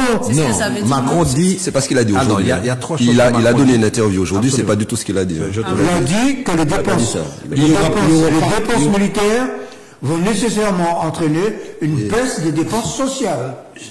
Je n'ai pas entendu la même chose. Aujourd'hui, je parle d'aujourd'hui, parce qu'il a donné une longue interview aujourd'hui individuelle, j'ai pas entendu la même chose. J'ai entendu qu'il a dit qu'ils veulent pas un accord de paix au détriment de l'Ukraine. J'ai entendu qu'il a dit qu'il n'est pas question d'envoyer des militaires français actuellement, ni combattre, etc., sur le territoire. Il envoie des experts. Voilà, des experts. Et s'il y a une force qu'il doit être envoyée, ça sera une force européenne de l'ONU pour pouvoir, après le cessez-le-feu. Après le cessez-le-feu. Des choses très différentes sur ce sujet. Non, mais moi, oui, mais c'est ce qui a été dit aujourd'hui. Ce qui a été dit il y a 2 ans de temps. Ce qu'il dit aujourd'hui, c'est pas ce qu'il disait avant. Peut-être, mais. Oui, mais c'est le dernier, en tout cas, c'est la dernière. Le fait d'envoyer des soldats. Le problème avec Macron, c'est qu'il veut envoyer une force européenne à laquelle va participer la France pour contrôler le cessez-le-feu. C'est ça la réalité. Ben oui. Et que d'une manière ou d'une autre, par conséquent, ça veut dire qu'il y aura des soldats français en Ukraine face aux Russes. En tout cas, c'est déplorable d'investir autant dans la guerre et aussi peu C'est ça la réalité. C'est pour ça que je parle de bellicisme. Sur le territoire. Bon. Alors, la Russie n'est pas belliciste par rapport à l'Ukraine. Est-ce que vous avez accepté, vous, Martiniquais, qu'on envoie des Martiniquais en Ukraine? Non, mais je prends... Non, mais non, attends, tu dévoies la réalité, Michel. Franchement, tu dévoies la réalité. Parce qu'il n'a jamais été question d'envoyer des troupes pour pouvoir combattre. Oui. Il dit, nous allons armer l'Ukraine. C'est-à-dire qu'on va lui envoyer des armes. Nous allons envoyer des experts. Il y a déjà des Attends, Michel, si tu permets, Michel, il va envoyer des experts. Ils sont déjà là. Qui ne seront pas sur les zones de conflit. Ça a été dit, moi je l'ai entendu, et ça a été écrit, qui n'iront pas sur les zones de conflit. Tu répètes tout ce que tu entends. Ah bah non, alors, on ne peut plus croire en rien dans ce cas. On ne peut plus croire en rien. C'est le président de la République. Des Occidentaux. Et je te signale d'ailleurs que la Russie n'est pas condamnée par les pays africains, ce qu'on appelle le Sud global, par les pays latino-américains. Il n'y a que l'Europe blanche, l'Australie, la Nouvelle-Zélande et jusqu'à Biden, les États-Unis, qui soutenaient l'Ukraine. Mais la plupart de ce qu'on appelle le Sud global, l'Asie, l'Afrique, l'Amérique latine, étaient soit non pas condamnés l'intervention russe, soit se sont abstenus à l'ONU sur ces choses-là. Bien, alors j'aurais souhaité qu'on évoque les questions locales, hein, l'actualité locale. En l'occurrence, la démission de David Zobda du Conseil. Oui, ça concerne les Martiniquais. On en parle, ça a fait la une des journaux, des médias de manière générale. David Zobda décide de démissionner de son poste de conseiller exécutif de la CTM. Karine. Ah ben oui, c'est un sujet tout à fait louable. Les téléspectateurs et téléspectatrices attendent que nous puissions leur donner notre point de vue sur ça. Ah, mais j'aurais... Sauf si tu n'as pas de point de vue. Bon, auquel cas... J'ai un point de vue comme tout le monde. J'ai hâte qu'on puisse inviter David Zobda au kiosque pour pouvoir s'en expliquer. Tu es une chroniqueuse, tu connais, enfin tu suis l'actualité, donc tu as un point de vue sur ça. J'ai un point de vue... C'est ce qu'on te demande de nous subjectif, livrer. En attendant d'avoir des connaissances suffisamment précises pour affiner ma perception. Bon, alors Michel. Bon, ce que rapportent les médias, et elle a raison d'ailleurs, il faut faire attention. Dans ce genre de choses, il s'agit des rapports entre deux hommes, entre David Zobda, que je connais bien d'ailleurs. Je le connais bien parce que il était le gendre de Georges Gratien. Et il entretient d'ailleurs avec le Parti communiste des relations, je dirais, très cordiales. Il ne nous resserre pas les vieilleries anticommunistes, antisoviétiques que j'entends ici. Ok? C'est pas tombé dans ma barbe. Bon. David Zobda est surtout je tiens à dire une chose. Pendant la mandature de Alfred Marie-Jeanne, il était dans l'opposition avec le PPM. Mais j'ai noté qu'à l'époque, contrairement aux citoyens agents, il faisait des interventions extrêmement modérées et bien documentées, notamment sur les questions d'environnement, sur les questions de déchets, sur toute une série de questions, et notamment la question des transports. Bon. Alors, ce qui se dit dans les médias, c'est qu'il a démissionné parce que la cure d'austérité qu'a décidé le président du conseil exécutif a été appliquée à Martin Transport. On lui a enlevé un certain nombre de crédits sans le prévenir avant. Et il s'est retrouvé en difficulté face aux agents de Martin Transport. Il s'est retrouvé en difficulté face aux transporteurs scolaires qui n'ont pas été payés pendant plusieurs mois. Également pour les transports des vedettes maritimes. Bon, Blue. Donc, c'est ce que l'on dit. C'est ce que l'on dit. Et le TUMI lui a répondu une lettre qui a été... Je ne sais pas qui est-ce qui a publié ça. Il y a une lettre. C'est sur tous les réseaux. Sur les réseaux sociaux. C'est sur tous les réseaux. Alors, là, en gros, le TUMI lui a répondu qu'il regrette sa démission. Et à la fin de la lettre, il semblerait que le TUMI dit, mais il espère que Zobda va revenir sur cette décision. Bon. Alors, ça pose un problème institutionnel, c'est que il faut remplacer. Quand il y a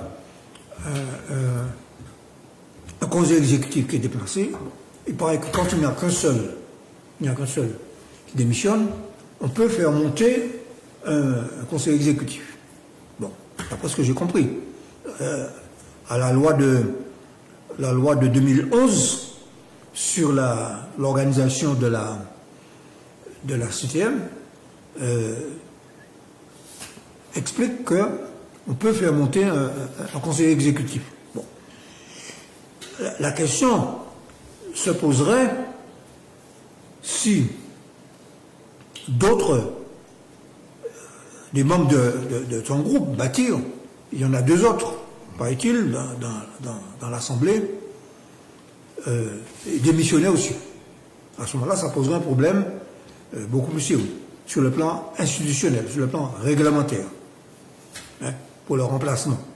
Pourquoi? En tout cas, ce qu'on peut dire dans cette affaire, c'est que, me semble-t-il, ce sont les difficultés financières de la CTM, c'est les répercussions des difficultés financières de la CTM qui ont provoqué cette tension à l'intérieur du Conseil exécutif. Et c'est en ce sens que, au-delà des questions de relations entre personnes, hein, qui sont ce qu'elles sont, moi, c'est en ce sens que je pense que les Martiniquais doivent s'intéresser à cette question. C'est-à-dire les conséquences que ça peut avoir sur le fonctionnement d'une institution pour laquelle les Martiniquais se sont battus pour obtenir ça. Parce que depuis 1982-83 jusqu'en 2010-2011, la gauche, entre les forces de progrès, se sont battus pour qu'il n'y ait qu'une collectivité unique. Et on trouvait absurde qu'il y ait 2 collectivités de plein exercice sur un seul territoire. Un conseil général et un conseil régional. La réunion des 2 en une collectivité unique qui s'appelle la CTM, collectivité territoriale de Martinique, c'est fait dans des conditions difficiles, c'est pas facile, mais ce dont on attend, c'est une meilleure efficacité de l'utilisation du service public, en gros. Hein. Donc, sauf que, et c'est ça j'en aurais terminé, c'est le défaut principal de la décentralisation depuis 1982-83. On a transféré des compétences, mais on n'a pas transféré des moyens financiers et des moyens juridiques. Alors tu poses un problème fondamental, hein, c'est le financement du service public à la Martinique. Peut-être pas seulement à la Martinique, mais nous vivons une situation qui est extrêmement difficile. Et le transport en particulier, qui est un secteur extrêmement sensible, est mal financé. Il faut rappeler qu'en dehors de la subvention versée par la CTM à Martinique Transport, il y a le versement mobilité, ce qu'on appelle, tout à fait, qui émane, qui doit venir des administrations et des entreprises de plus de 10 salariés. Et nous connaissons notre tissu de nos entreprises. Nous avons des très petites entreprises, donc elles échappent au versement de ce versement mobilité, forcément. Donc c'est un manque de moyens pour le secteur du transport de Martinique. Ce qui n'est pas le cas pour certaines villes de France. L'exemple que nous avons, c'est par exemple Dunkerque. Dunkerque a réussi à tellement le versement mobilité représente quelque chose de conséquent. Dunkerque pratique la gratuité du transport, ce que nous ne pouvons pas faire ici. Sauf que le ticket qui doit être pris par l'usager du transport Martinique, eh bien, ce ticket n'existe pratiquement pas parce que les gens ne payent pas. Donc, c'est une recette qui échappe au secteur du transport encore. Donc, ça veut dire qu'il faut sensibiliser, éduquer notre population. Et je vous prie de croire que c'est toujours très compliqué parce que nous avons la population qui prend le transport en commun, une population qui est déjà en difficulté, défavorisée, qui a du mal à joindre les deux bouts. Donc finalement, si cette population peut prendre le transport en commun gratuitement, enfin sans payer en tout cas, eh bien évidemment, elle ne se prive pas. Quoi qu'il en soit, ça représente un manque à gagner pour le transport public de personnes en Martinique. Et c'est ça qui pose le problème. Alors, tu as évoqué fort justement une difficulté majeure de la CTM, c'est effectivement le transfert de compétences sans le transfert des moyens. L'exemple qui est cité par le président du conseil exécutif, c'est les AIS, c'est-à-dire les aides individuelles de solidarité. Exact.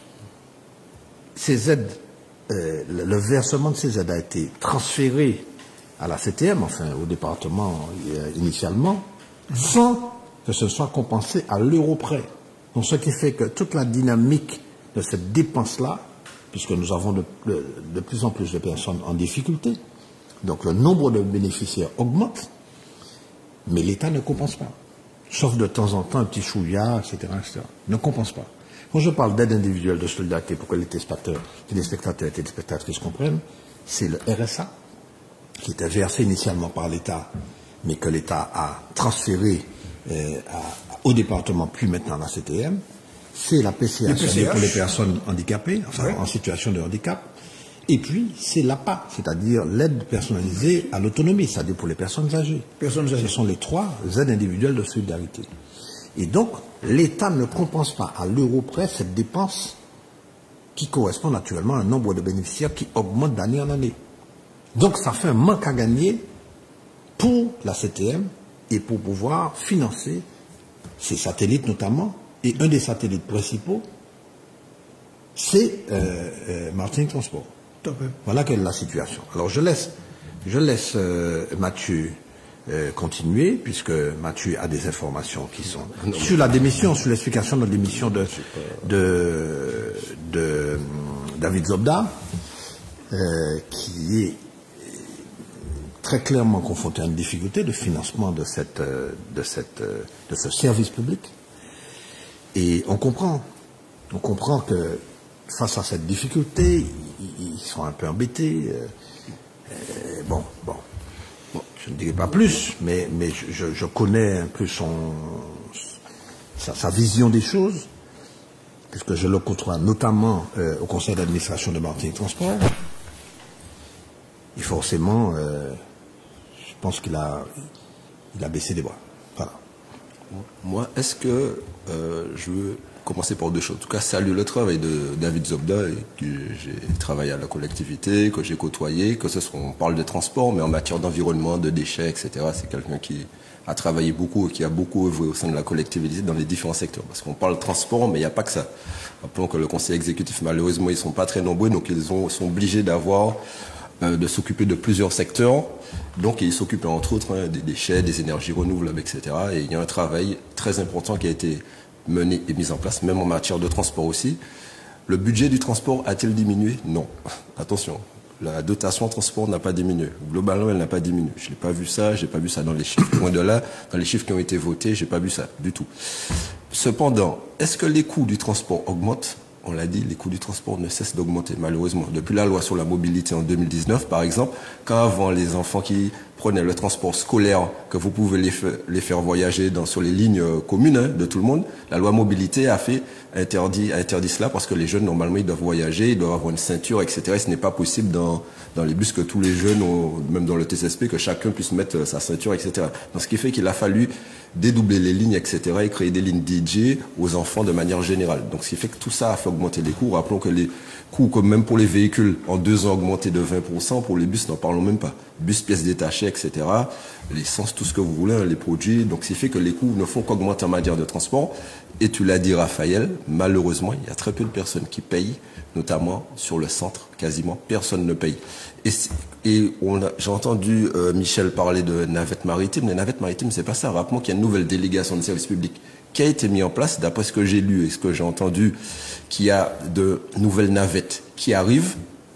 Il y a un dialogue social qui a été un peu tendu, un peu compliqué, mais qui, depuis l'ancienne délégation, rappelons que le transport maritime est resté à l'arrêt très longtemps sous l'ancienne délégation, et ce qui a valu que l'ancien délégataire n'a même pas redéposé de dossier, et qu'il y a une nouvelle compagnie qui est en gros, je simplifie, il y a un nouveau groupe qui a repris les choses en main et qui a dit qu'il y a de nouvelles navettes maritimes qui arrivent parce que celles qui sont là sont déjà trop obsolètes et il y a beaucoup de pannes et ne sont pas aux normes. Et c'est ce qui fait qu'il y a des difficultés sur le réseau. Plus un dialogue social interne à la nouvelle compagnie qui s'est mise en place. Et là aussi, il y a quasiment très peu de personnes qui payent les tickets aussi. C'est ça la réalité. Comment peut-on demander une amélioration du transport, etc., si on laisse peser l'essentiel des coûts du transport sur les collectivités? Au bout d'un moment, on sait très bien qu'on est au niveau mondial, mais même au niveau national, on l'a rappelé, hein, dans le dernier budget, 2 milliards 200 millions en moins pour les collectivités territoriales. La région Pays de la Loire, par exemple, Pays de la Loire sur leur budget, c'est 100 millions d'euros en moins d'économie. Le département Lot-et-Garonne, c'est 300 millions d'euros en moins sur leur budget. Plus 400 emplois non remplacés sur les 7000 qu'ils ont. Pays de la Loire, 100 emplois non remplacés sur les 4000 qu'ils ont. Donc c'est pour montrer les tendances nationales qui se passent. C'est pas du tout ce qui se passe à la collectivité, c'est pas du tout ce qui se passe dans le pays. Maintien des emplois et ils ont essayé de maintenir l'ensemble des investissements et l'ensemble des dotations des différents satellites. Est-ce que c'est difficile? Oui. Il y a des fois où il y a des baisses, on doit jongler, comme partout, hein, comme dans toutes les collectivités, comme à la ville de Fort-de-France, qui n'a pas augmenté ses impôts depuis 1998, sur qui que ce soit, qui les a même baissés en 2006, et pourtant, qui doit jongler, trouver des solutions, et c'est ce que font l'ensemble des collectivités actuellement, que ce soit en Martinique, que ce soit dans l'Hexagone.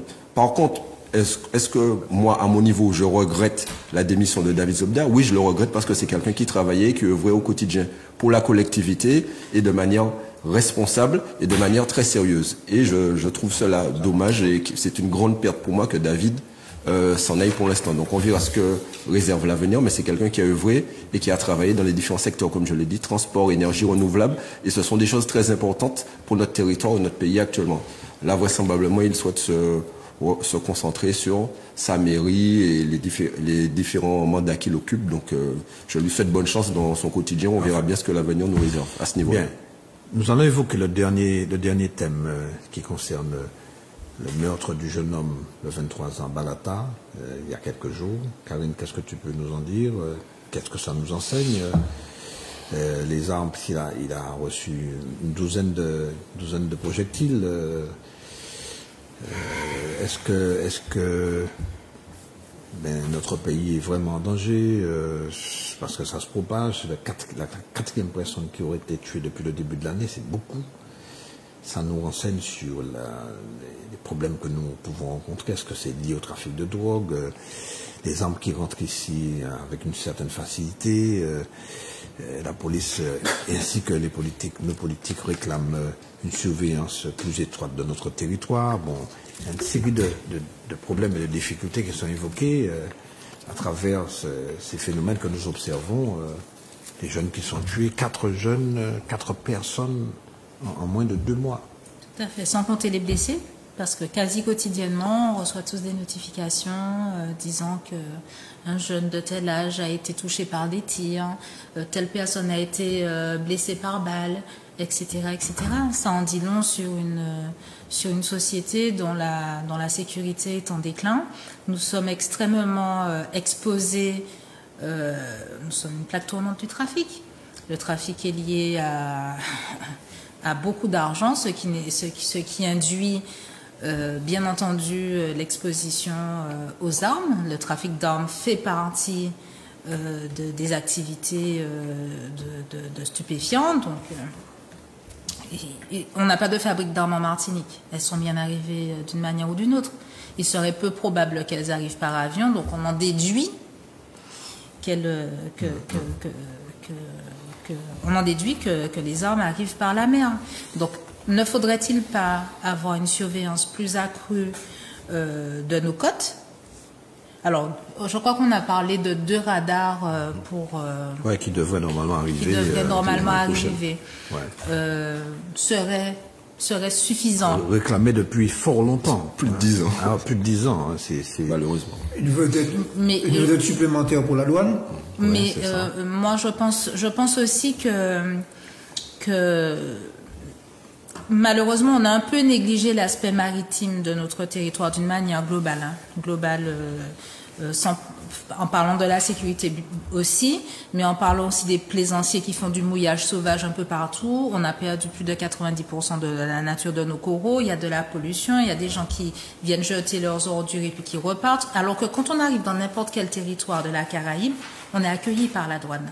On doit se signaler, on sait que tel bateau arrive, l'immatriculation du bateau, etc. S'il faut payer quelque chose, les gens payent. Mais il y a un contrôle, alors qu'en Martinique, on ne sait pas qui arrive, on ne sait pas qui n'arrive pas, on ne sait pas ce qu'il y a sur le bateau. De temps en temps, il y a des contrôles, mais il y a tellement de bateaux qui peuvent passer par les mailles du filet que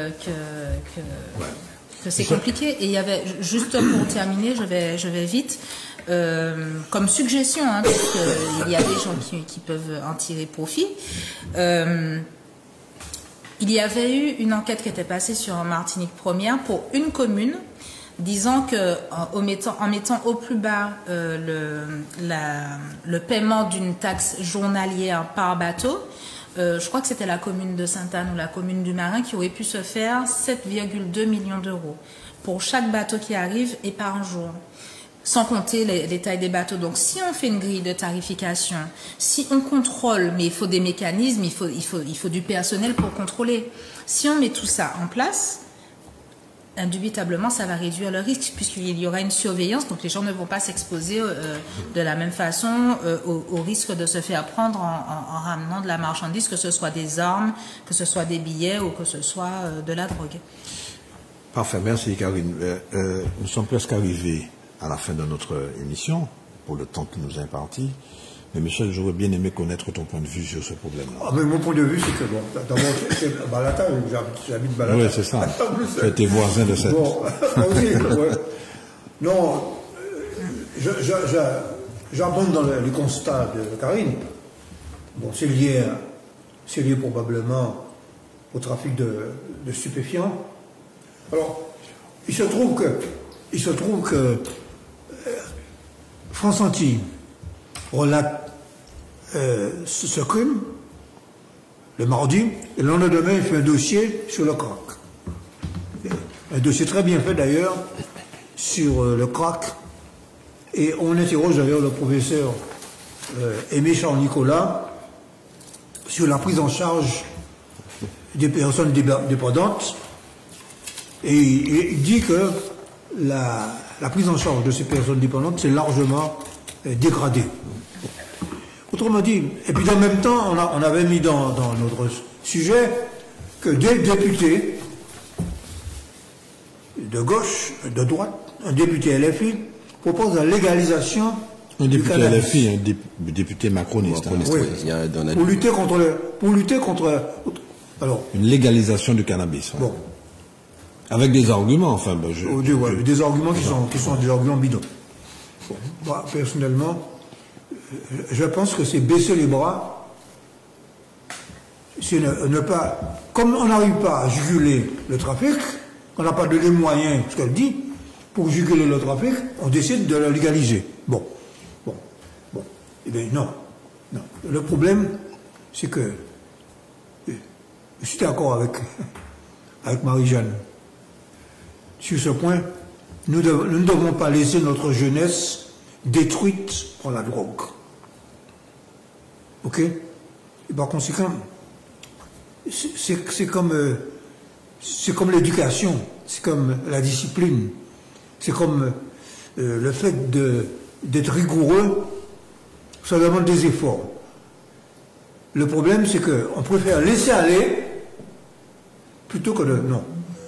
La Martinique a besoin que ses élus, ses responsables, ses hommes politiques se redressent et disent non. C'est ça. C'est ça que nous devons faire. Et qu'il y ait un redressement moral contre la violence. C'est ça. Ok? Très bien. Mathieu. Non, juste en deux mots. Et puis on en finit parce que on n'a pas là, trop le temps. Donc, ouais, juste en deux mots, quelques chiffres. 57 tonnes de cocaïne saisies en France l'an dernier, 30 tonnes saisies en Martinique. Nous sommes en février, nous sommes déjà à 9 tonnes de... En février, nous sommes déjà à 9 tonnes de cocaïne saisies en Martinique. Comme le dit dans le rapport du Sénat, d'ailleurs qui a conduit à une loi, qui est déjà passée à l'Assemblée, qui doit aller au Sénat, du moins qui est passée au Sénat, qui doit aller à l'Assemblée, qui prend quelques mesures. Je ne crois pas que c'est ces mesures-là qui vont changer les choses. Sur le port, il n'y avait même pas de scanner sur le port. Là, vraisemblablement, il y a des scanners qui sont mis en place, qui permettent de scanner les conteneurs. Donc ce qui fait que tout et n'importe quoi pouvait rentrer. On l'a dit, hein, il y a 2 radars qui doivent être mis en place depuis plus de 10 ans, on les attend. On espère qu'ils sont mis en place. Là, la collectivité a aidé à financer des drones pour qu'on puisse protéger notre population. Mais au-delà des moyens qui doivent être mis en place, que j'ai vu dans la loi sur le narcotrafic, mais je ne trouve pas que ces mesures-là vont assez loin, notamment en termes de moyens humains pour la police nationale, la douane, etc. Je trouve qu'il n'y a pas assez de mesures, mais il faut aussi des moyens d'insertion. Quand on sait que depuis un certain nombre d'années, le gouvernement est en train de sabrer et de sucrer tous les dispositifs d'insertion qui peuvent aider notre jeunesse à tenir en attendant, quand on a de tels taux de chômage, qui peuvent les aider à mettre un premier pied dans le monde du travail et de s'insérer au fur et à mesure. Et je trouve ça dommage. Donc il faut pouvoir agir sur la partie sécuritaire, mais sur le volet social et insertion aussi. Et ça, c'est important. Et c'est ce qui nous permettra de lutter contre le développement du narcotrafic, lutter avec nos moyens qu'on peut, en tout cas comme on peut, parce qu'on sait que le narcotrafic a des moyens financiers notamment très importants. Toutes les études le démontrent. Et pour lutter contre ça, il faut qu'on puisse s'attaquer, hein, comme l'a dit Michel, à l'éducation, mais pas lutter contre le décrochage scolaire, etc. Mais cela passe par des moyens que le gouvernement doit mettre en place pour aider nos politiques publiques à être mises en place. Eh bien, voilà. Ce sera le mot de la fin. J'ai essayé d'aller assez vite. Voilà, oui, je vous remercie. Merci Karine. Merci Raphaël, merci à tous. Merci Michel, comme d'habitude. En tout cas, merci Mathieu. Merci Raphaël. Je voulais juste rappeler, juste un mot, juste une seconde. Samedi, à partir de 18h, il y a la Bête à Fée Parade. Je dis le terme Bête à Fée parce que même si le nom a un peu changé, tout le monde connaît. La ligne claire. La ligne claire, voilà. Mais ça parle à tout le monde quand je dis la Bête à Fée Parade, organisée à Fort-de-France autour de la Savane. Venez, soyez nombreux, que ça se passe. Non, samedi. Ça sera samedi. On sait que c'est un événement qui ramène beaucoup de monde avant les jours gras. Donc, je vous demande de faire très attention, d'être prudent. Il y a un beau dispositif qui est mis en place. En tout cas, on donne rendez-vous à l'ensemble des Martiniquais samedi. Très bien. Merci pour avoir rappelé cet événement, cette manifestation qui est importante, parce qui regroupe pas mal de spectateurs, hein, de participants aussi, parce qu'il y a de nombreux groupes qui viennent. Et c'est une manifestation qui est très courue par la population. Merci à vous trois. Et à vous, téléspectateurs et téléspectatrices, merci de nous avoir écoutés. Et puis à bientôt.